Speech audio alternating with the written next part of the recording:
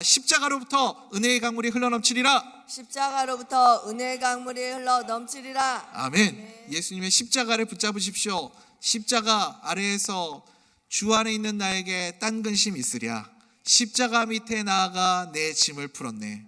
그 찬송의 고백과 같이 십자가 앞으로 나아가는 자는 전날의 한숨이 변하여 내 기도가 되고, 전날의 슬픔이 변하여 눈물이 변하여 찬송이 되는 그런 은혜들을 누리며 살아가는 복된 주의 백성들 될 줄 믿습니다. 사랑하는 우리 대전명석교 성도님들, 십자가의 은혜를 흘려보내는 그래서 주변에 있는 모든 관계들을 다 아름답고 좋게 만드는 하나님의 사람들, 복된 주님의 자녀들 다 되시기를 간절히 소원합니다. 제가 가만히 보면 참 이 인간관계가 참 중요한데, 어떤 분은 가는 곳마다 이렇게 화평케 하고 가는 곳마다 좋은 관계를 맺는 분이 있고, 또 어떤 분은 가는 곳마다 적을 만드는 분이 있어요. 가는 곳마다 대적자를 만들고, 나와 함께하는 사람은 내 편이고 내 말에 반대하고 내 의견에 반하는 사람들은 다 대적자고, 이렇게 편가르게 하는 사람이 있습니다.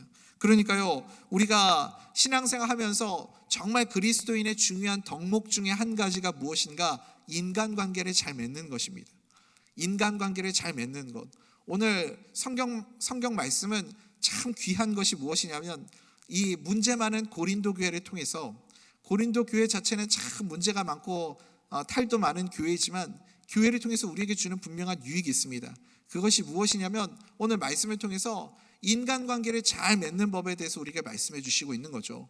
오늘 말씀을 잘 묵상하고 내 마음에 깊이 새겨서 좋은 관계를 맺는 하나님의 사람들로, 그리스도인의 덕목을 갖춘 참된 그리스도인으로 살아가는 하나님의 백성들 다 되시기를 간절히 소원합니다.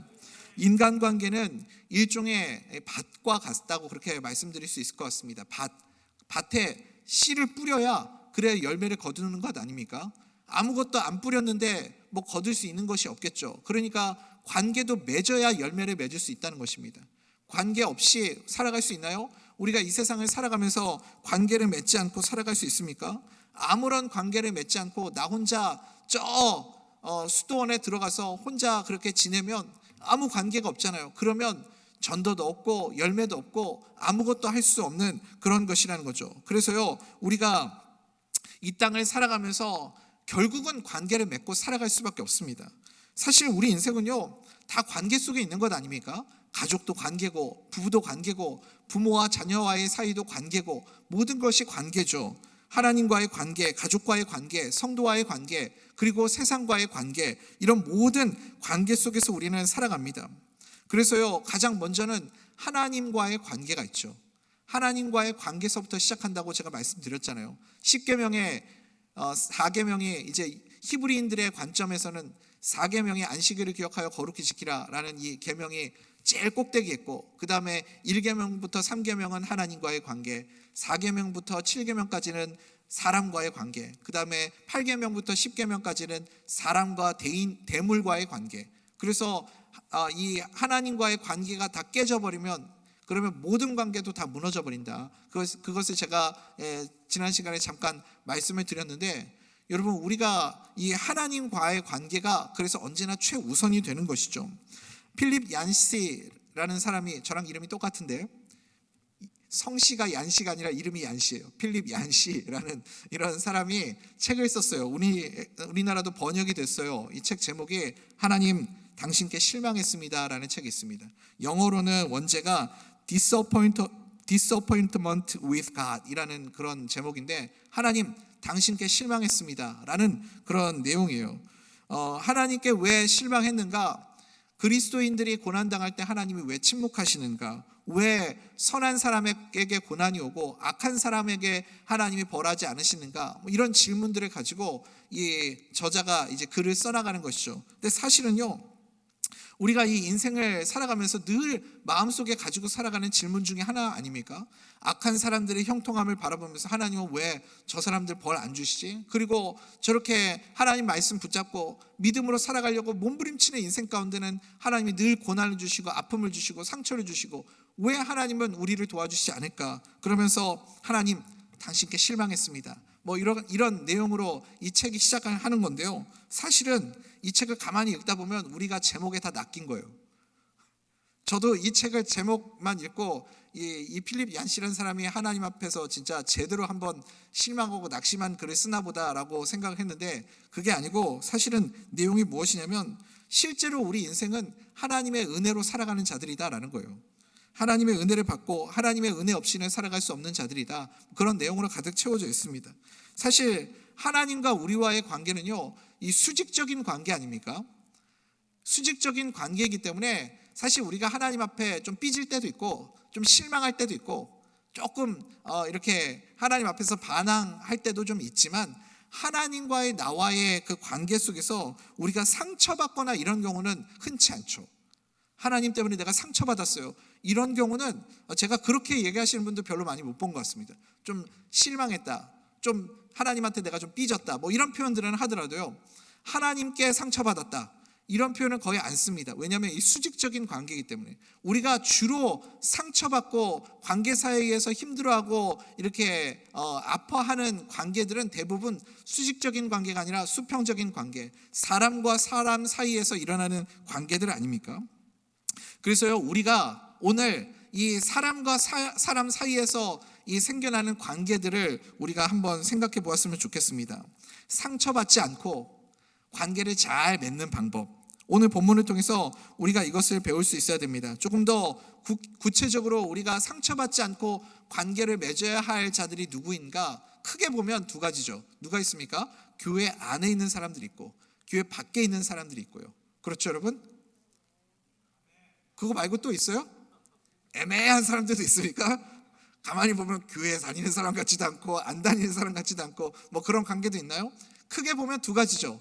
교회 안에서 만나는 맺게 되는 관계가 있고요, 교회 밖에서 맺게 되는 관계가 있어요. 제가 볼 때 훨씬 중요한 게 뭐냐면 교회 안에서 맺는 관계인 것 같아요. 상처를 어디서 많이 받을까요? 제가 보기에 교회 안에서 맺는 관계에서 훨씬 더 많이 받아요. 오늘은 그런데 교회 밖에서 맺는 관계에 대해서 먼저 나누고, 다음 시간에 교회 안에서 우리가 상처받지 않고 좋은 관계를 맺는 법에 대해서 함께 나누려고 합니다. 먼저는 세상 사람들과 상처받지 않고 좋은 관계를 맺는 방법이 무엇인가? 오늘 우리가 말씀을 읽으면서 이 오해하는 부분이 한 가지가 있어요. 9절에 보니까 음행하는 자와 사귀지 말라, 이런 말씀이 있습니다. 이 말씀을 읽으면 어떤 생각이 딱 드십니까? 그러면 세상에서 죄 짓는 사람들과 사귀지 말고 교제하지 말고 그렇게 살아가야 하는구나, 이런 생각을 하죠. 이 말씀이 세상 사람들과 관계 맺지 말고 그렇게 살아가라는 말씀입니까? 그런 의미가 아닙니다. 오늘 말씀의 의미는 무엇인가? 세상 사람들과도 좋은 관계를 맺으면서 살아가야 하는데, 관계를 맺되 그들에게 영향받지 않는 존재가 되어야 된다는 겁니다. 세상에 영향받지 않는 그런 존재. 그러니까요, 그리스도인들은, 제가 이것을 어떻게 표현하면 좋을까, 뭐 이 생각 저 생각을 해봤는데 가장 적절한 표현이 딱 떠오르지는 않았습니다. 그냥 제가 생각한 표현은 이것인데 더 좋은 표현이 있다면 좀 가르쳐 주시면 좋을 것 같아요. 그리스도인들이 세상을 살아간다는 것은 마치 세상이라는 바다 위에 떠 있는 배와 같다라는 생각이 듭니다. 그러니까 우리가 배 위에 떠 있는데, 이 바다 위에 떠 있는 배인데 배에 구멍이 나면 어떻게 돼요? 물이 들어와 가지고 침몰해 버리겠죠. 우리가 세상을 살아가면서요, 세상의 영향을 받고 구멍이 뚫려서 그 세상의 사상이나 생각이나 이런 것들이 우리 안에 침투해 들어오면 침몰하는 그런 인생이 된다는 것이죠. 그런데 우리가 물 위를 떠다니고 있어서 물과 접하고는 있지만 물이 들어오지 않으면 세상과 구별된 존재로 그렇게 살아갈 수 있습니다. 그래서요, 우리가 나는 세상을 살아가지만 세상 위에, 세상이라는 바다 위에 떠 있는 배와 같다, 이렇게 생각하면 맞을 것 같습니다. 언제나 나를 세상 사이에서 살아가면서 잘 지킬 수 있어야 되겠죠. 배 안에 구멍이 뚫려서 세상의 영향력을 다 받아들이면 그러면 침몰하는 인생이 된다라는 것입니다. 그러므로 세상과의 관계를 다 끊고 속세를 떠나 살라, 이런 말씀이 아니라 세상과 구별된 존재로 세상 속에서 살아가라라는 그 말씀의 의미로 우리가 이해하면 될 것 같습니다. 우리 9절과 10절 말씀을 한번 읽어볼까요? 시작. 내가 너희에게 쓴 편지에 음행하는 자들을 사귀지 말라 하였거니와 이 말은 이 세상에 음행하는 자들이나 탐하는 자들이나 속여 빼앗는 자들이나 우상 숭배하는 자들을 도무지 사귀지 말라 하는 것이 아니니 만일 그리하려면 너희가 세상 밖으로 나가야 할 것이라. 아멘. 그래서요, 우리가 세상과 접하지 않고 이 땅을 살아갈 수가 없습니다. 예수님도요, 너희는 가서 아버지와 아들과 성령의 이름으로 제자를 삼고, 그래서 어디까지 가라고요? 땅끝까지 이르러 내 증인이 되리라 하시니라. 이렇게 예수님이 땅끝까지 증인되라고 말씀하시지 않았습니까? 세상 속으로 들어가서 살아가라 주님께서 말씀하셨습니다. 세상 속에 들어가면 여러분 여러 가지 변수들과 위험들과 또 예상치 못했던 일들이 계속 생겨날 수밖에 없습니다. 그러니까 우리가 세상과 구별된 바다 위에 떠있는 배와 같은데, 마귀가 하는 일은 뭐겠어요? 어떻게 해서든 그 배를 침몰시키려고 만드는 것 아니겠습니까? 온갖 수단과 방법을 가지고 우리를 침몰시키려고 그렇게 만드는 것이죠. 그래서 어떤 것으로 무기를 삼는가? 오늘 말씀을 보니까 한 3가지가 눈에 들어옵니다. 첫 번째는 음행이죠. 음행. 두 번째는 탐심. 세 번째는 우상숭배입니다. 우상숭배. 거짓 종교와 거짓 신앙으로 우리를 넘어뜨린다라는 것이죠. 그래서요, 교회 밖에 나가서 우리가 이렇게 세상을 접하고 살다 보면 대부분 이 3가지로 우리를 공격하는 것 같습니다. 첫 번째가 뭐죠? 음행이죠. 음행. 여러분, 우리가 살아가고 있는 이 시대가 얼마나 음란합니까? 문화 자체가 우리를 끊임없이 유혹하고 음란하게 빠지게 만듭니다. 제가요, 한국 영화를 별로 안 좋아해요. 한국 영화 안 좋아하는 이유 중에 한 가지가 뭐냐면 너무 잔인하고 너무 그냥 무조건 막 피 나오고 아니면 욕을 그렇게 많이 해요. 우리나라 영화는. 목사님, 외국 영화도 욕 많이 해요. 괜찮아요. 어차피 못 알아들으니까. 근데 한국 영화는 욕을 너무 많이 하니까 제 영혼이 막 망가지는 것 같은 거예요. 그래서 한국 영화를 제가 안 보거든요. 그래서 제가 한 가지 또 그냥 자랑을 좀 하자면, 제가 이제 지난번에 설교 시간에 얘기 한번 하지 않았습니까? 신의 악단이라고 그 영화 있다고. 내일 아내랑 그 영화를 보러 가기로 했어요. 시간을 내가지고 여기 현대 프리미엄 아울렛에서 내일 저녁에 한다고 하더라고요. 혹시 오시면 제가 팝콘 사드리겠습니다. 만나면 같이 오셔서 영화 보면 좋을 것 같아요. 그 영화 참 좋은 영화인데 제가 그 예고편 보니까 너무 막 기대가 되는 거예요. 이 북한 사람들 배경으로 돼 있는 그 영화인데, 예수 믿지 않는 사람들도 억지로 가짜로 그냥 예수 믿는 척하면서 그렇게 지원금 공조 2조 달러 받으려고 가짜 찬양팀 만들어가지고 한국 찬양팀 뺏겨가지고 그렇게 찬양 연습하다가 은혜 받고 그들이 변화받고 예수 믿는 사람들로 그렇게 변화되는데, 하물며 우리는 어떻겠어요? 우리가 세상 가운데 살아가면서요, 세상의 문화권에서 살아가면서 얼마나 많은 영향을 받겠습니까? 참 믿음을 지키며 살아가는 게 쉽지가 않은 것이죠. 근데 이 악한 문화, 특별히 이 음란의 문화가요, 너무 심한 거예요. 드라마 한번 보십시오. 영화를 보십시오. 영화 보면요, 마치 불륜을 저지르는 일이 진짜 사랑을 찾아가는 과정인 것처럼 그렇게 미화시키는 내용들이 얼마나 많이 있습니까? 영화나 드라마에서요, 요즘에는요, 뭐 우리나라도 그렇지만 미국에서 나오는 영화나 드라마는 아주 공식처럼 무조건 한 사람은 동성애자가 들어가요. 무조건이에요. 무조건.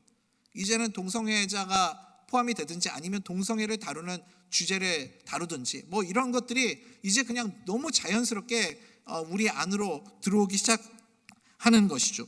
여러분, SNS나요 뭐 이런 것들을 보면요, 사람들이 사진을 올리잖아요. 사진을 올리는데 남성들은 이렇게 근육질의 몸매나 여성들은 자신의 신체를 노출하는 그런 사진들을 올리면 사람들이 막 좋아요를 누르고 거기다가 이렇게 칭찬하고 반응하고 그러지 않습니까? 그러니까요, 이런 것들이 점점 더 자극적으로 변해가는 것 같다는 생각이 듭니다. 그래서요, 음행이 이 세상이라는 바다 위를 떠다니는 우리를 침몰하게 만듭니다. 또 하나, 마귀가 세상이 우리를 공격하는 무기가 무엇인가? 탐심이라는 무기입니다. 탐심. 우리가 다 여러분 욕심이 많잖아요. 욕심 없는 사람이 있습니까? 예수님의 시험 중에도 마태복음 4장에 예수님께 이 마귀가 시험하는 욕심이 뭐예요? 세상 다 보여주고 산 꼭대기에 올라가서 나에게 절하면 천하만국 여기 있는 모든 거 다 너에게 주겠다, 그렇게 유혹하지 않습니까? 여러분, 세상이 우리를 속이는 방법이 이런 거예요. 자꾸 우리의 욕심을 자극시켜서 탐심을 자극시켜서 그래서 이 세상이라는 바닷속에 침몰하게 만들어 버립니다. 많은 분들이요, 참 한 주 한 주를 힘겹게 살아갑니다.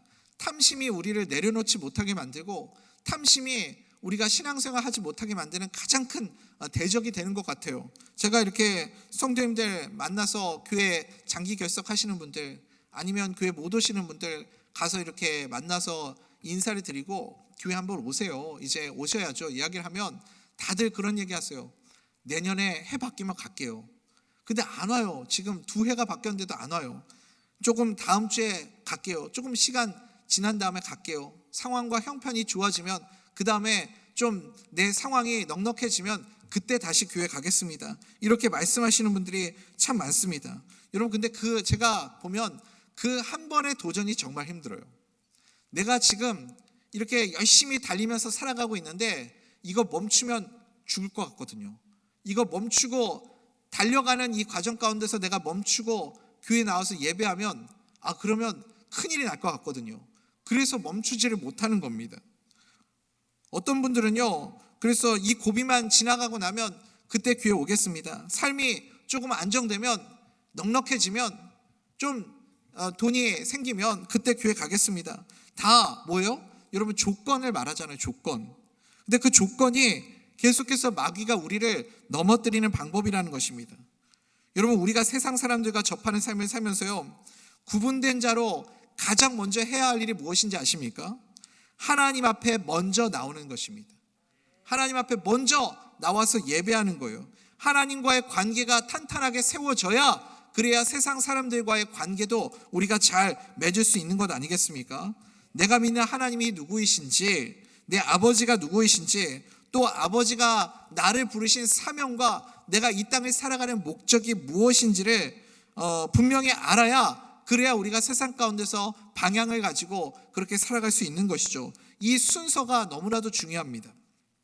이 순서가 제대로 서 있지 않으면, 서 있지 않은 상태에서 세상 밖으로 나가면 우리의 삶이 늘 무너질 수밖에 없고 흔들릴 수밖에 없습니다. 여러분 조건을 걸고 신앙생활 하지 마시고 먼저 예배로 바로 세워지는 하나님의 사람들 될 수 있기를 간절히 소원합니다. 이거 들어주시면 제가 11조 할게요. 이거 하나님이 응답해 주시면 그때 제가 하나님 앞에 제 헌신하겠습니다. 자꾸 조건 걸지 말라고요. 이거 하나님 이 문제 해결되면 제가 선교 가겠습니다. 조건으로 신앙생활 하는 거 아니에요. 그게 바로 마귀가 우리를 넘어뜨리려고 하는 탐심이라는 겁니다. 조건으로 신앙생활 하지 마십시오. 하나님 앞에 먼저 헌신하고 드리십시오. 그러면 하나님이 사명자에게 필요한 모든 것을 채워주시는 줄 믿습니다. 그 관계가 제대로 세워져 있지 않으니까 늘 마귀에게 우리가 속고 넘어가는 것 아닙니까? 그러니까 예수님도 마태복음 6장 33절에서 우리에게 하신 말씀이 뭐예요?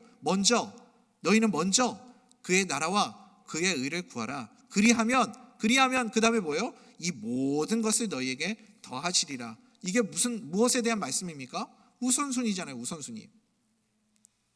우선순위가 제대로 갖춰져 있는 것이 참 중요하다. 하나님과의 관계가 먼저이고 그 다음에 이웃과의 관계이고 맨 마지막이 나 자신인 거죠. 그것을 볼 수 있어야 됩니다. 저에게 누님이 넷이 있다고 그랬죠. 누님이 넷이 있어요. 그래서 참 누님들이 대학교에 들어가가지고 다 동아리 활동을 하는데 신기하게 누님들은 대학교 가가지고 다 그 기독교 동아리 들어가가지고 그렇게 동아리 활동을 하시더라고요. 네, 셋째 누님이 대학교 가서 뭐 어디 선교단에 들어갔다는데 선교단 이름이 제가 초등학생 때예요. 조이라는 선교단에 들어간 거예요. 조이, 그 기쁨이라는 뜻이죠. Joy, 조이라는 그런 선교단체에 들어가 있었습니다. 그래서 제가 뭐 초등학생이니까 조이의 뜻을 알아요? 누나, 조이가 뭐야? 조이가 무슨 뜻이야? 이게 무슨 뜻으로 조이라고 지은 거야? 그랬더니 누나가 저한테 설명을 해주더라고요. 조이에서 Joy에서 첫 번째 J가 무엇이냐면 Jesus first래요. 예수님이 먼저다.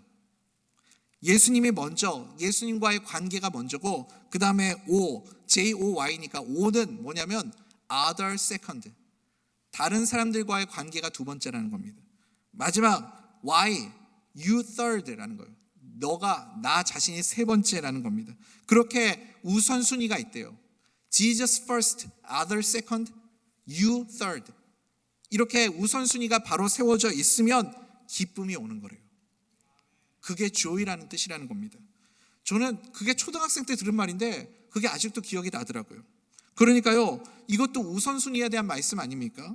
먼저가 누구인가? 먼저 누구와의 관계가 바로 세워지는 것이 중요한가? 이게 굉장히 중요하다는 것이죠. 우리가 인생을 살면서요, 우선순위, 순서만큼 중요한 것이 없는 것 같습니다. 우리 세상 사람들과 함께 살아가기 전에 먼저 하나님 앞에 엎드릴 수 있는 믿음의 사람들 될 수 있기를 간절히 소원합니다. 그래서 우선순위에 항상 뭐가 있느냐? 예배가 있어야 되겠죠. 오늘 저녁에 나오신 분들은 우선순위가 제대로 서 있는 분이신 줄 믿습니다. 다니엘 한번 생각해 보십시오. 다니엘은 뜻을 정해서 하나님께 그렇게 시간을 정해서 기도하고 하나님 앞에 자신의 시간과 삶을 드리는 것을 우선순위로 두지 않습니까? 다니엘 1장 8절에 보면 뜻을 정해서 왕의 진미, 우상 숭배하는 음식 먹지 않겠다 거절합니다. 왕의 진미를 먹음으로 자신을 더럽히지 않겠다라는 것이죠. 그래서 하나님 앞에서 그렇게 자신을 지키고 믿음으로 살겠다고 결단하고 고백하지 않습니까? 저는 그 모습이 예배의 의미이고 하나님과의 관계의 의미라는 생각이 듭니다. 그러니까 언제나 우선순위를 하나님께 두는 것, 이게 진정한 예배자라는 것이죠. 다니엘 6장 10절에 보면요, 어떤 일이 있습니까? 느부갓네살 왕이 금신산 만들고 그 다음에 조서를 내리잖아요. 이 왕에게 모두 이 금신상 앞에 절하라고요. 조서에 도장이 찍힌 것을 알면서도 다니엘은요, 자기가 뜻을 굽히지 않고 하나님 앞에 예배하는 것, 기도하는 것, 그 시간을 정해놓고 그 시간을 어기지 않습니다. 여러분, 그러니까요, 세상은 언제나 적대적이에요. 그런데 다니엘의 경험을 통해서 우리가 알 수 있는 것이 무엇인가? 세상은 항상 우리에게 적대적인데 하나님과의 관계가 제대로 서 있으면 뭐가 중요하냐면, 내가 세상 가운데서 이렇게 핍박과 어려움이 찾아와도 부딪힐 수 있는 용기가 생기는 거예요. 하나님과의 관계가 서 있으면요, 세상과 맞설 수 있는 용기가 우리 가운데 생겨나는 겁니다. 왕의 조서에 이 도장이 찍혀 있는 것을 알고도 믿음으로 기도하잖아요. 모르고 하는 것 아니잖아요. 그러니까 우리는 예수 믿는 것 때문에 어떻게 할 수 있어야 되느냐? 손해도 볼 줄 알아야 되고 희생도 할 줄 알아야 되고 욕도 먹을 수 있어야 된다니까요. 욕 먹는 거 싫어하시는 분들이 많이 계시다고요. 욕도 먹을 수 있어야 됩니다. 근데 하나님과의 관계가 탄탄하면요, 그러면 예수님 때문에 내가 희생하고 예수님 때문에 내가 욕먹고 예수님 때문에 손해봤다는 게, 그게 성경적인 표현으로 빌리면 그게 십자가 지는 거 아니에요? 그게 십자가 지는 거잖아요. 나를 부인하고 십자가를 지고 나를 따르라. 예수님의 길을 따라가는 길이 희생하는 길이고 십자가를 지는 길입니다. 십자가를 지는 그 길로 주님과의 관계가 잘 세워져 있으면 담대히 나아갈 수 있는 줄 믿습니다. 그래서 하나님과의 관계가 확실하면 십자가의 승리가 있습니다. 믿으십니까? 그러므로 하나님과의 관계에 대한 이 확인이 없이 세상 가운데 나가지 마십시오. 세상 가운데 그렇게 나가면 어떻게 될까요? 백전백패 할 수밖에 없는 것이죠. 이길 수 없다는 것입니다. 먼저 예배를 통해 하나님과 만나고 하나님의 부르심을 붙들고 다니엘과 같이 그렇게 세상과 부딪혀서 날마다 승리하는 삶을 살아갈 수 있는 복된 주의 백성들 될 수 있기를 간절히 소원합니다. 세상과 싸움에서 이기기 위해서 제일 중요한 것이 무엇인가? 우선순위다. 우선순위, 순서를 잘 지키면 이길 수 있다라는 것입니다. 그리고 세상과의 싸움에서 이길 수 있는, 그렇게 날마다 주님과 동행함으로 세상과의 싸움에서 이길 수 있는 믿음의 사람들 다 될 수 있기를 간절히 소원합니다. 그 다음에 이제 교회 안에서의 관계도 참 중요하겠죠. 사실 세상 밖에서의 관계보다 우리는 교회 안에서의 관계가 훨씬 힘든 것 같습니다. 이거는 너무나도 중요하기 때문에 다음 시간에 우리가 함께 나누도록 하겠습니다. 교회 안에서 상처받지 않고 관계를 잘 맺는 법, 이걸 잘 배우십시오. 그래서 상처 없이 모든 사람들과 교회 안에서도 교회 밖에서도 늘 좋은 관계를 맺을 수 있는 그리스도인으로 살아가는 복된 하나님의 백성들 다 되시기를 간절히 소원합니다.